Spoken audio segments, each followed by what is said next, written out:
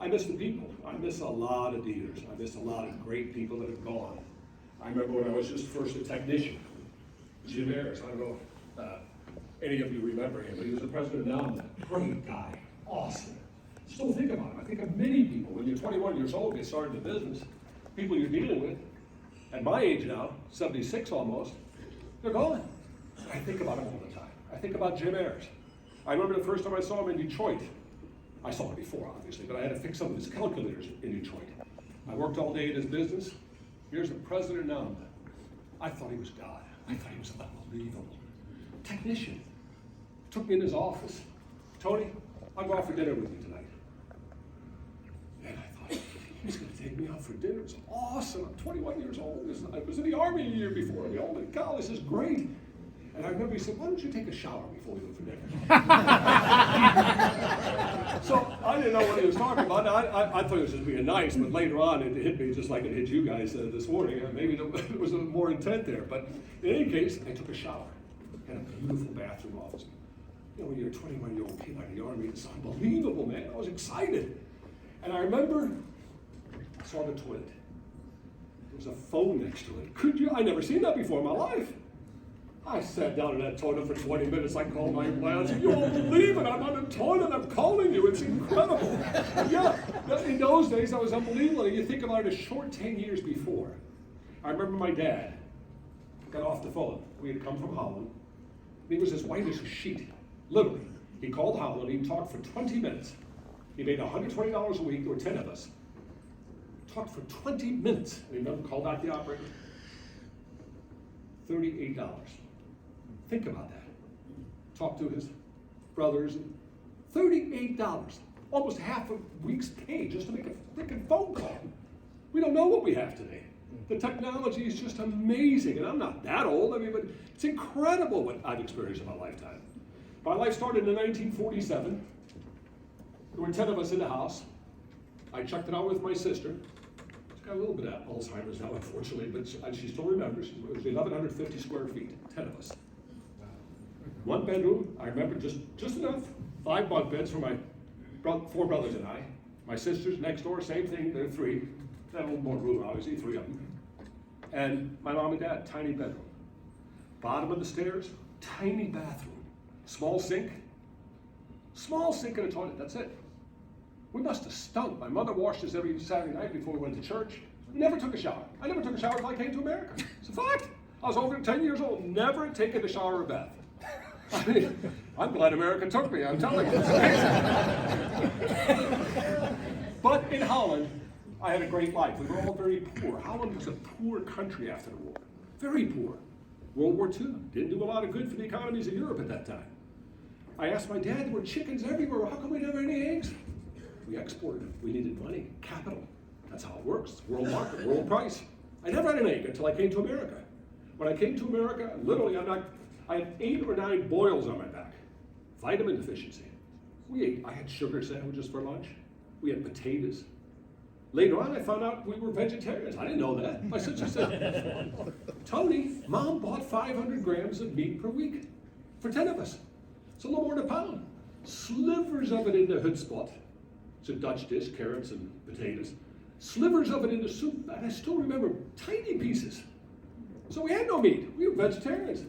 All the boils are gone in a few weeks in America. Vitamin surge, man, it was unbelievable. America, what a country, and it's still a great country today, believe me, I love this place. But in 1956, the disparity was amazing. I just read, what do you think percentage of GDP? 44%. We were almost half of the world's GDP. Can you imagine a country of 140 million people? It's incredible, the wealth we had. Our industries were completely intact. All our factories were humming. It was an amazing country. Still is. We were batting 350. I'm not saying we've done bad. We're batting 350. Holland was batting 80. Now they're batting 300. It's good. Rising tide lifts all boats. But I never knew I was poor. In Holland, I never had a bicycle. Walked to church, walked to school. My dad never had a car. Nothing unusual. Nobody had cars. Come on, Peter. Nobody had cars. Nobody in the world had cars except executives and government employees. Just a fact. I remember going to Beijing in 1986. Only cars you saw were government employees. Same thing there. In America, the average person had a car. The only country in the world where a guy working at a grocery store could afford to buy a car. What a country. It's amazing. We don't think about that today, but it's amazing. But ironically, for the first time, I realized I was poor. I came to America and much more. They picked us up. We got off the boat, the island, trained to Indiana. The Munster Christian Reformed Church picked us up in Munster, in Hammond actually, at the train station. I had my first real meal of my life, I'm telling you. The ladies in the church, roast beef, green beans, potatoes, but more importantly for a 10-year-old kid, ice cream, cake. All I could eat. It was awesome. Oh my God. When I left the boat, my mom said, Tony, stamping his feet, "Ik haat rotten America." I hate rotten America. She said, because I didn't want to leave my friends. No kid does. She said, the very first day we were in Munster, I came home from church and I said, I love America. It changes quickly. And that's the way I felt. But ironically, as I said, for the first time in my life, I realized I was poor. I call it my Prince Castle moment. We were in a Prince Castle, 159th Street, Holman Avenue. It's gone now, but it was a little brown building. At 10 cents. That's what I had. My dad gave me 10 cents. I could buy French fries or Coke, not both. I chose the French fries. My friends, cheeseburgers, milkshakes. All my friends in Holland were poor. And I remember, I was kind of cool already at 10, 12 years old, but I said to him, he had a big milkshake. I said, Ray, Portica, my neighbor, Ray, I've never had a pineapple milkshake before. I had never had a milkshake in my life. Are you kidding me? But I said, you mind if in those days, we didn't like sharing stuff. I mean, we didn't think that was pretty, but I sucked that milkshake down, and I said, I want a milkshake every day for the rest of my life. I don't want to be poor. I hate being poor. My dad was poor his whole life with 8 kids. What are you going to do? I decided I wanted to make money. Didn't know what I was going to do, but I wanted to make money. Sold eggs and chickens for my dad. He got laid off in '59 in a steel mill. Steel industry went really bad, so he started an egg business. Took me out of school so much that the authorities actually came to his house because he took me out of a Christian school. The principal turned him in. I could sell. I sold eggs. I sold eggs to Minnie Minoso. Believe it or not, I sold eggs on 4 or 5 different occasions to Cassius Clay when he was part of Tiger Lounge. He called me the egg boy. He was a few years older than me. We already had an entourage. He was still Cassius Clay at the time. And I sold eggs and chickens. I got pistol whipped. I was in a hospital for 3 days, south side of Chicago. But some of the greatest people I ever met too. Awesome customers, great people. So I learned to sell, and I knew I could sell. I'm trying to speed this up because I don't have that much time. But anyway, got out of high school. Lots of stories in high school, but I won't share it with you. Most of them I shouldn't anyway. But I got out at 66. Within a couple of days, drafted. Non-citizen, you could draft it quicker. I had my draft papers before anybody else in my class. Had a decision to make, go to college or go to the Army. I decided I was going to go to the Army. GI Bill, I thought maybe they could pay for my college later. I went in. Very lucky. Bottom line, I was in for 2 years. I was the only US in my class. All the others were RAs, 3 years. I was in for 2 years. Went to electronics school for 36 weeks in Fort Monmouth, New Jersey. Lucky. Fixed Nike sites around the Detroit area, 67. About 3 weeks before I got out, I said to my warrant officer, Mr. Bishop, and we had just 12 guys that transferred to Vietnam. We were very short-staffed.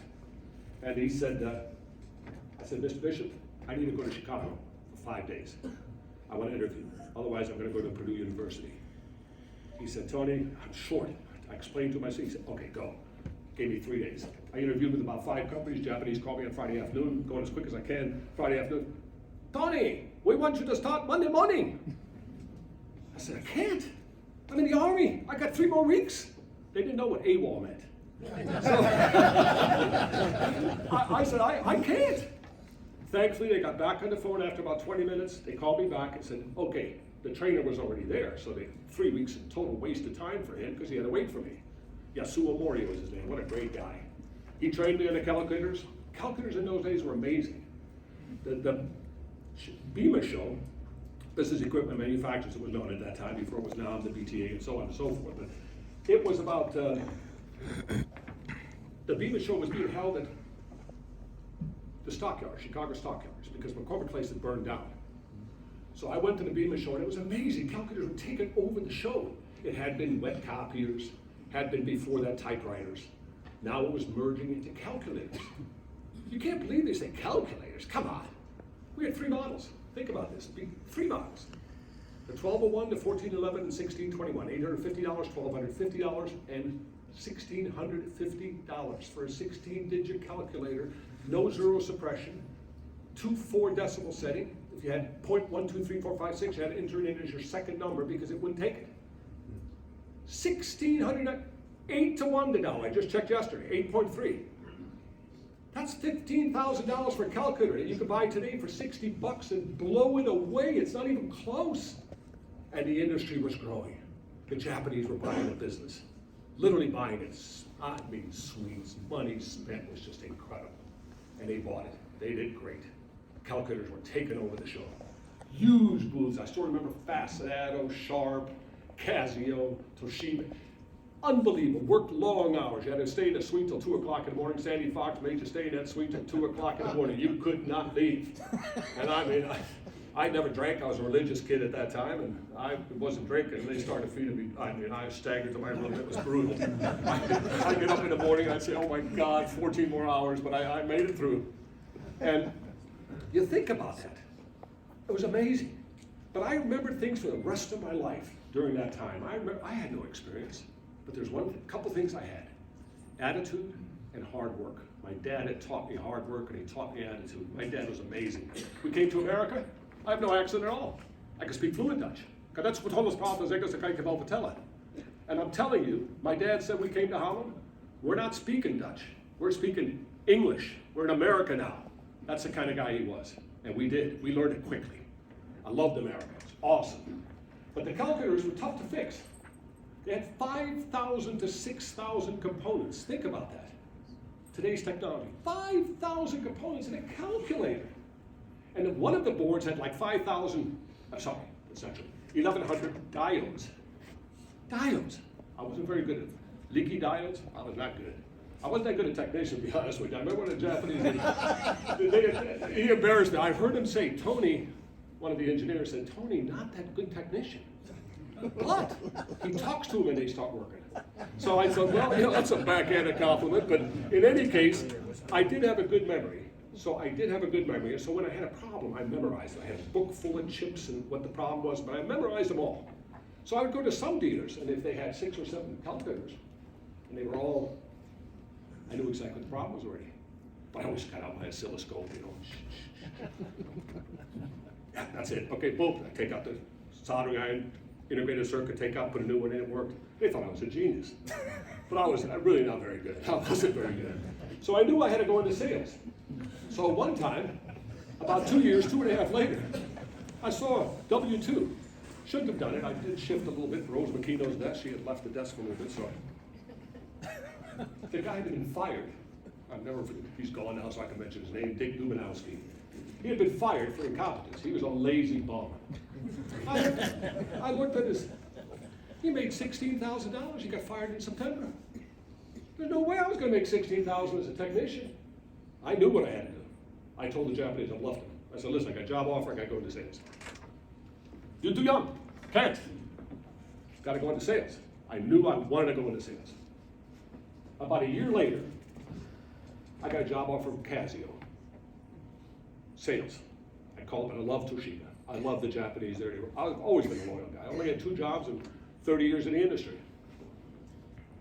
34 years in wholesale, I should say. And I thought about it.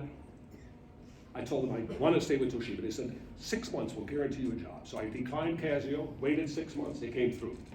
I became the regional manager for Tusco division in the Midwest. I remember my very first day. Got up 3:30 in the morning, drove my car to Detroit, fixed a few calculators, which the Japanese told me later to never do again. I'm a salesman now, but I did it. We went to Upjohn, saw some of the installations, went to dinner that night, got a $14,000 order. And there were 14, there's a couple of, yeah, not that many calculators, but it was, I think it was like 12 of them. I was very excited.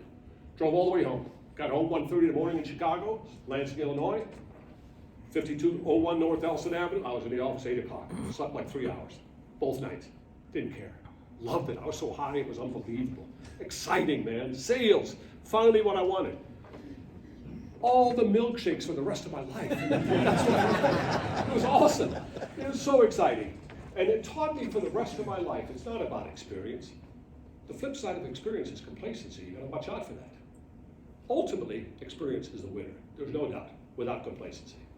But here's Tony Pater with no knowledge, and I absolutely kicked the heck out of everybody in the Tuscaloosa division.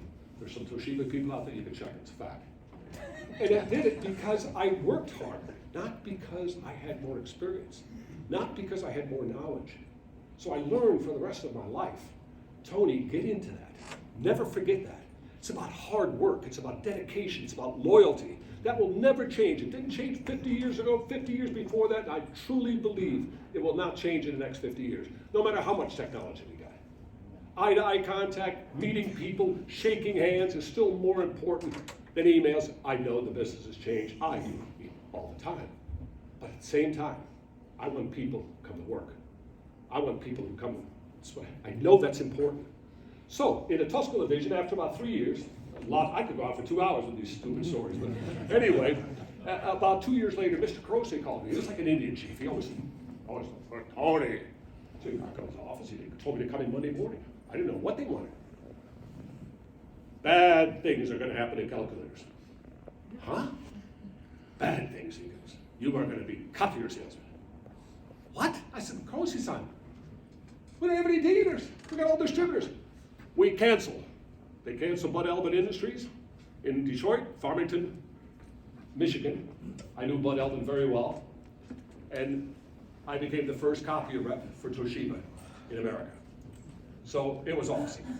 I started selling copiers. I didn't want to sell copiers. Got my first order from Fuchs, Harold Fuchs in Milwaukee, Wisconsin.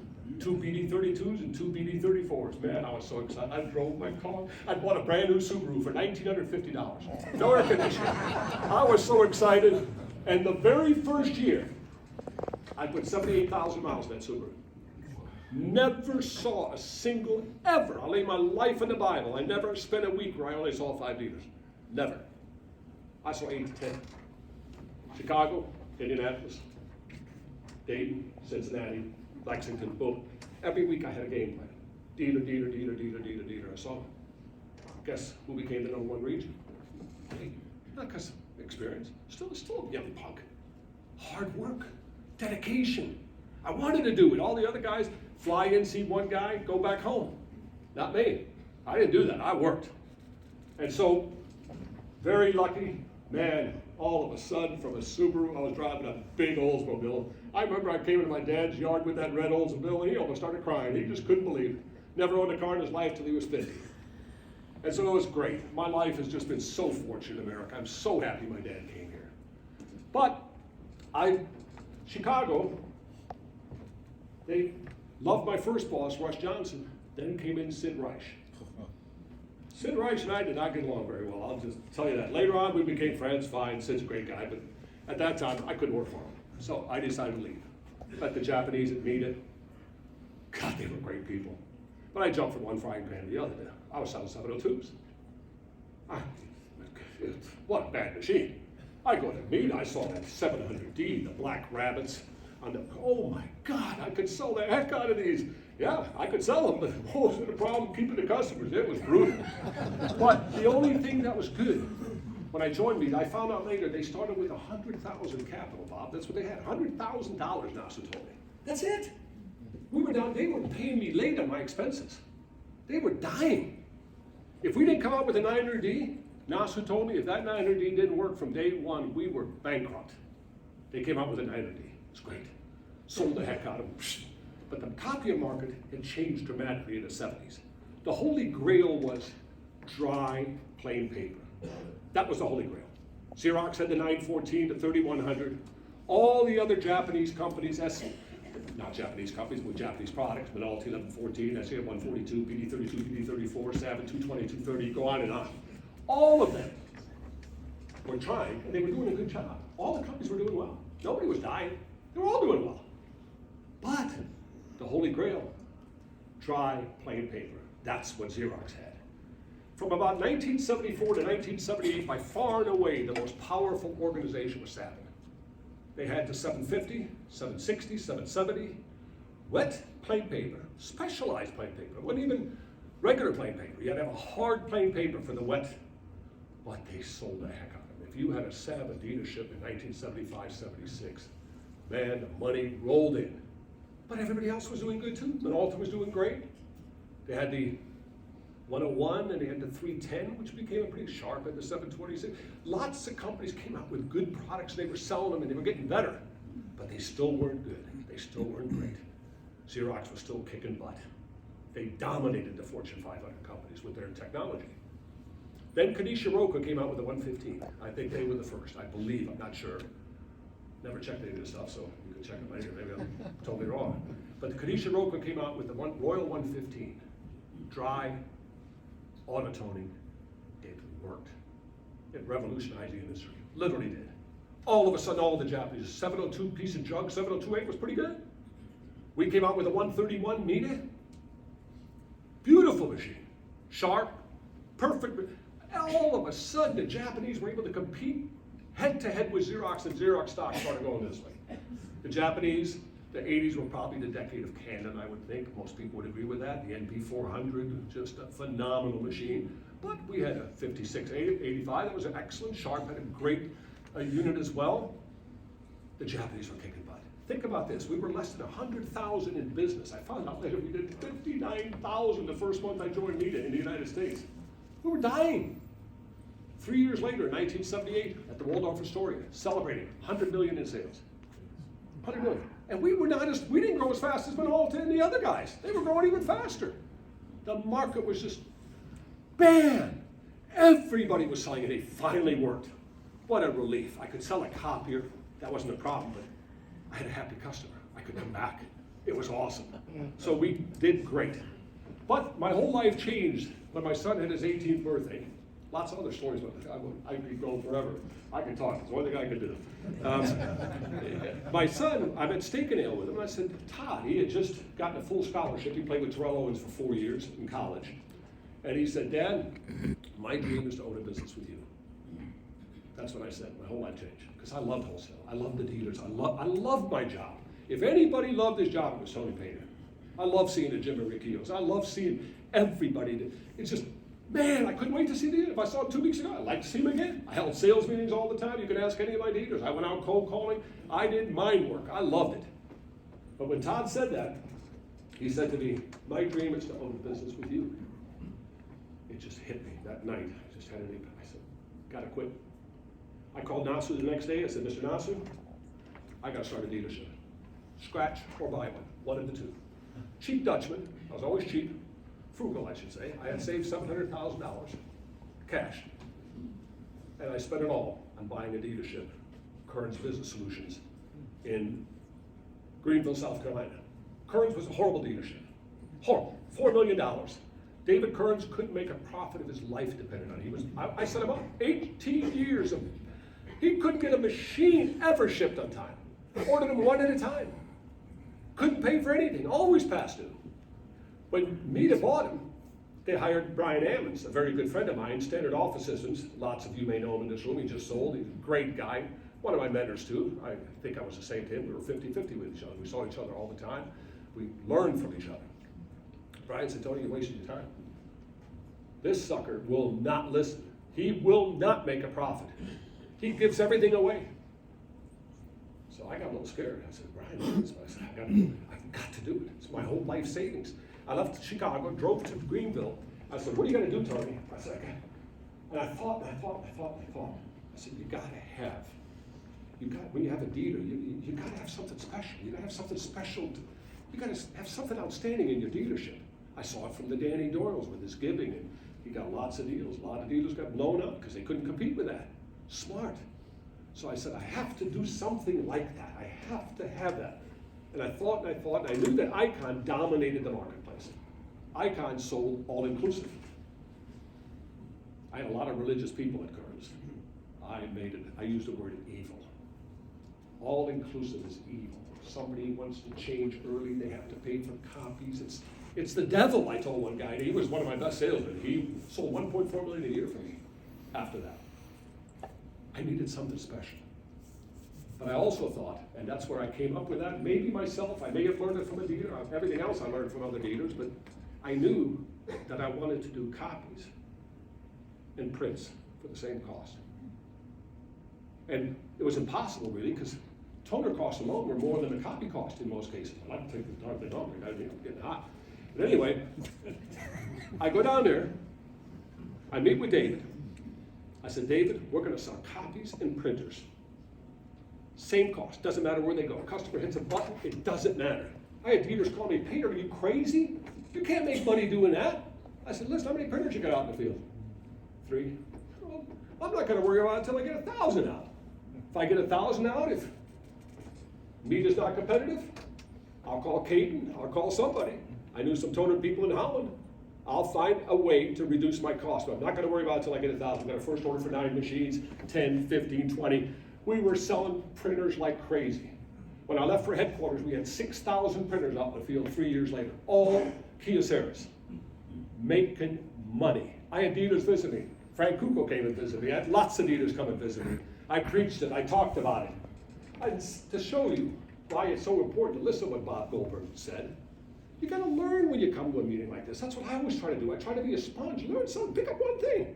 You go to a 5-day meeting, most boring meeting in the world, but you pick up one thing. It can change your life. It really can. And so I taught this dealer, I showed him, I spent more time with him than Frank Cooper. This guy's a couple $1 million, 3 million.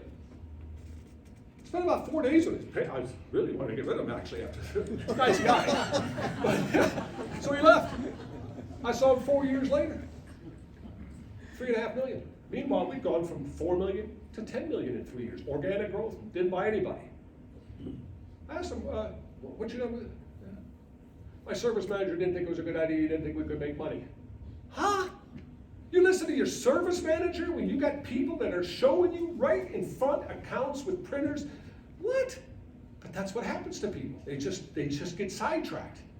I stayed focused. I always, hard work, focus, and attitude, man, if you got those 3, you're gonna go places, I'm telling you. I just believe that. I don't have any education, no college. All 7 of my brothers and sisters graduated from college, 3 doctor's degrees. I was the dumbest in the family, but I made more money than any of them. So I'm really happy.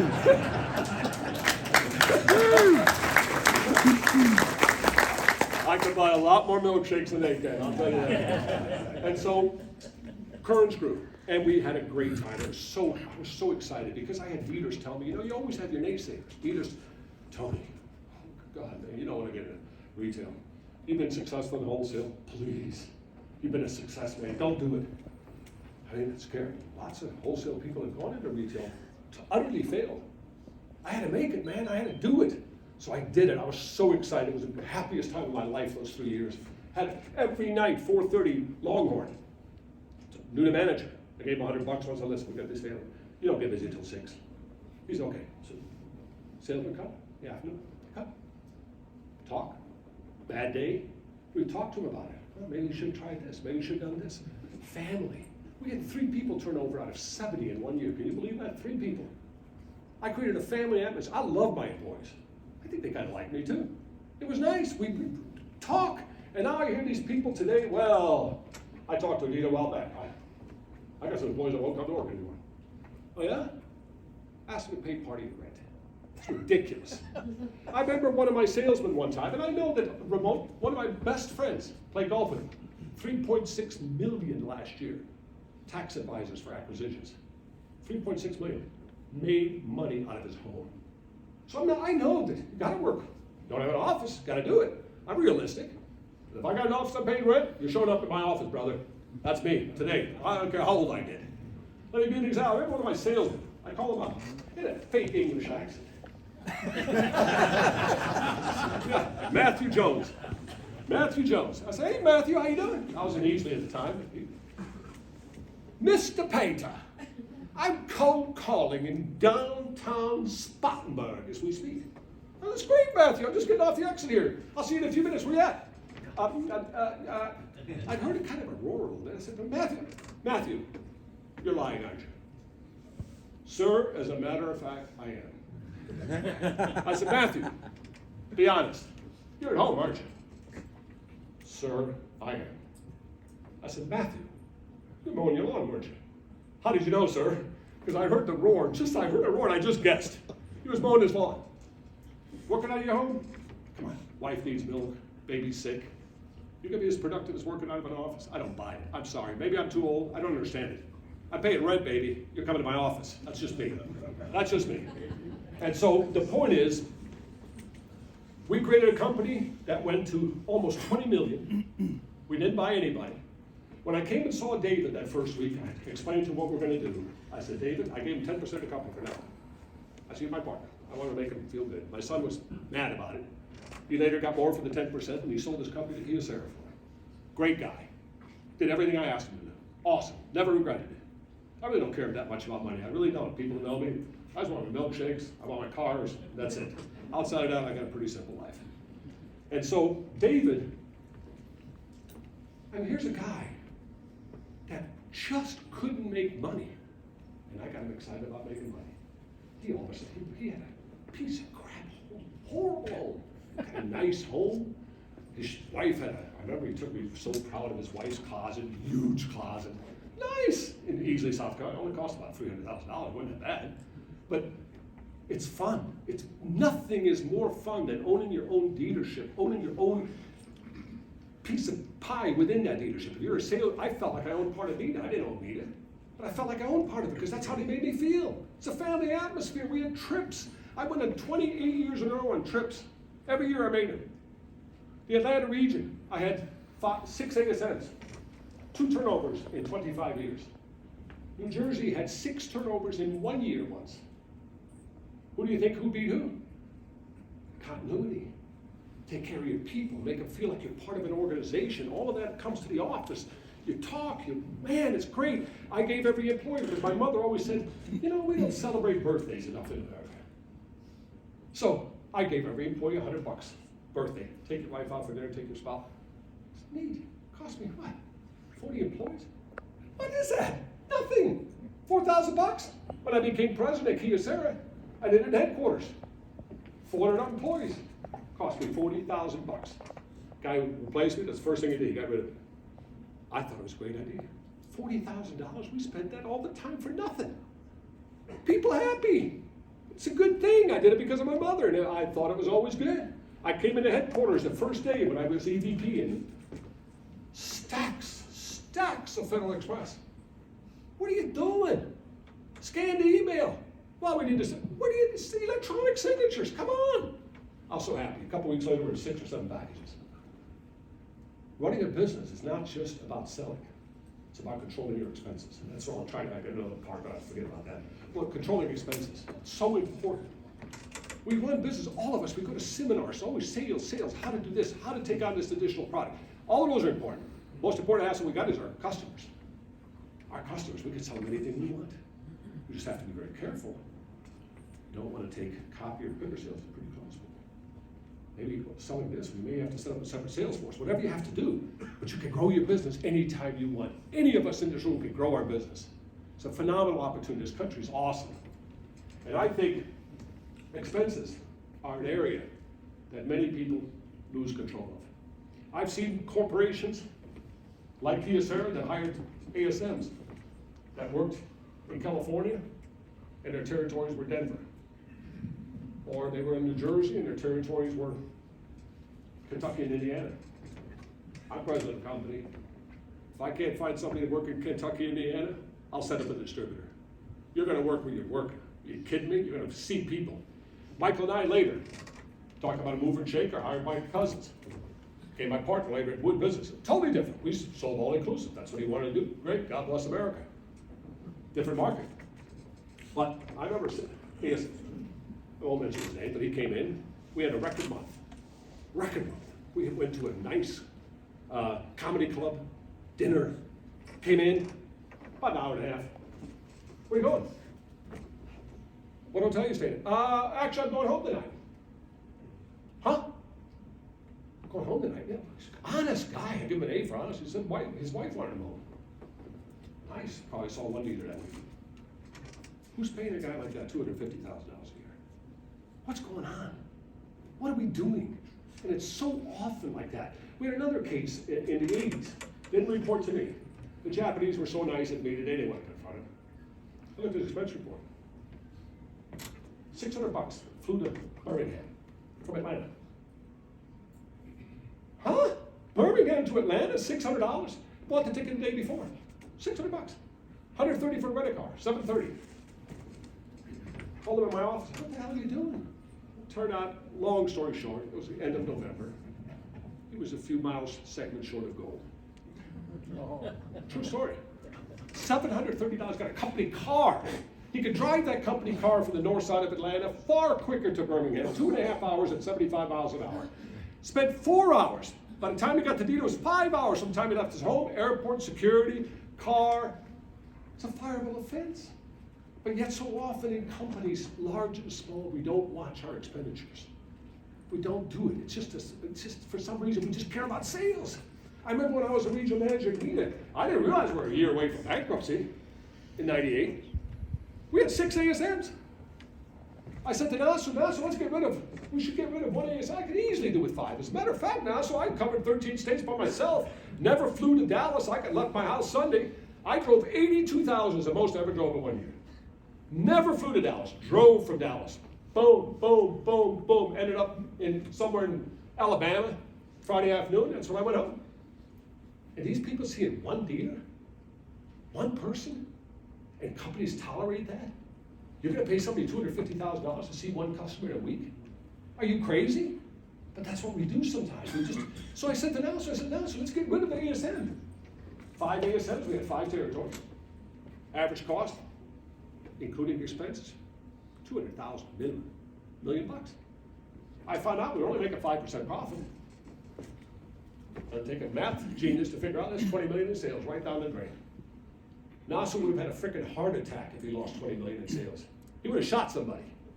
But they're sitting right underneath his nose, $20 million in sales that he's losing, that we're not fixing. That happens in all kinds of companies, all the time.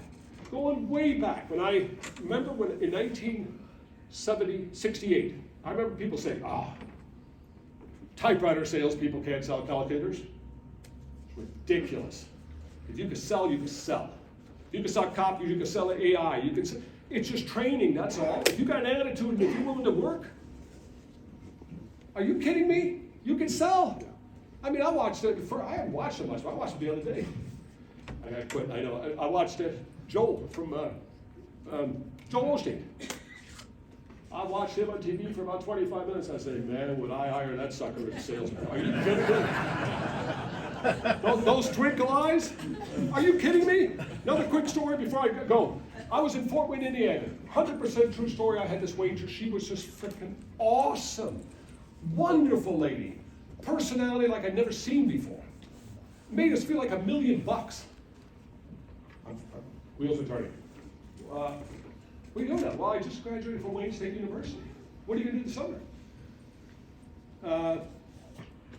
Thinking about taking the summer off. I've worked all my life, but I want to get a job, probably in September. I didn't even ask the dealer. I said, let me ask you a question. If I pay you $2,000 a month for the next 3 months, educate you to do something that may be far more important than you learned in Wayne State, would you do it? She said, I think so, absolutely.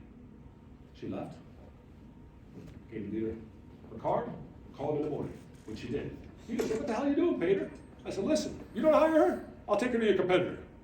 I paid him $3,000 credit to his account. Called headquarters, $3,000. We put it in his account, so it cost him only $1,000 a month. True story. By far and away the #1 salesperson at dealership the next year. You see somebody with a twinkle in their eye? You see somebody who's willing to walk, quick, move, hire him. I told my son, we always laughed about it. He said, Dad, I really like this lady. He said, I did hire her.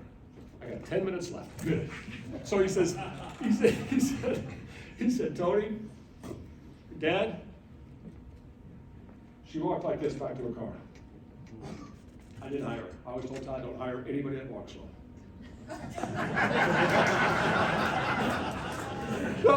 And I was at McDonald's the other day, I swear.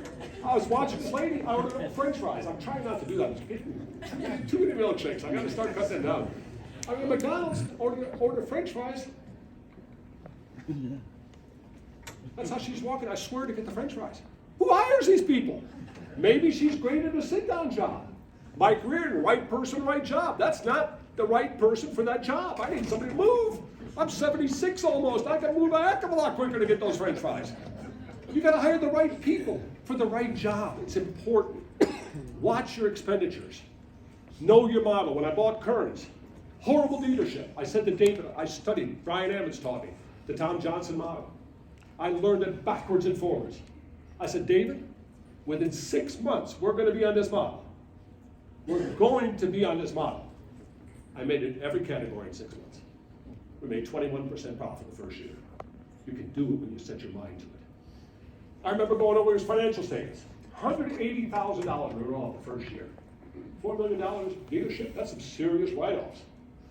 2 print boards from AI 2020s. Not a good copier. He only bought 2 of them. Ordered 2 print boards. Believe it or not, they were $1,800 a piece. $3,600 write-off. Write-off, write-off, write-off. I said, David, we're writing off nothing next year. Anything is correct, sorry. We're not writing off anything. We're going to sell packages. I learned that from another leader. 20, 30, 40, and 50. We're going to sell printers. We don't need to sell 60s and 70s. Kyocera is not good at those anyway. So I solved the problem. I'd have to sell a 70 page per minute. I could sell a 50 with 5 printers. We're doing a heck of a lot more output. That's what we sold. My write-offs went down to nothing. 0 selling those packages. 20 pages a minute, no feeder. I remember sales guy, Tony, I gotta have a feeder. The customer doesn't want 30. Too bad, sell them a 30. No write-offs. Down to almost 0 with package selling. Learned that from a dealer.